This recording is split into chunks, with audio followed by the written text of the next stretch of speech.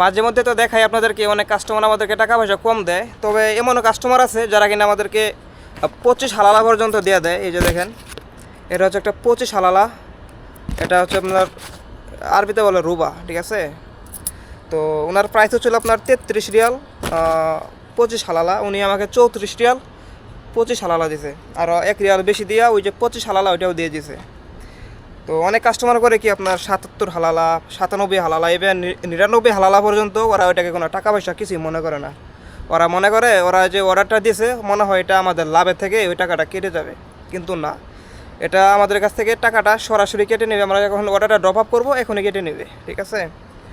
তো অনেক কাস্টমার আছে যারা কিন্তু একটু হিসাব করে চলে, আমাদেরকে টাকা পয়সা কম দেয় না, আবার ম্যাক্সিমাম কাস্টমার টাকা পয়সা কম দেয়। তো সে স্বাভাবিক ব্যাপার। তারপরেও বিষয়টা আমাদের জন্য অস্বাভাবিক হয়ে যায় যখন একাধিক কাস্টমার আমাদেরকে টাকা পয়সা কম দেয়।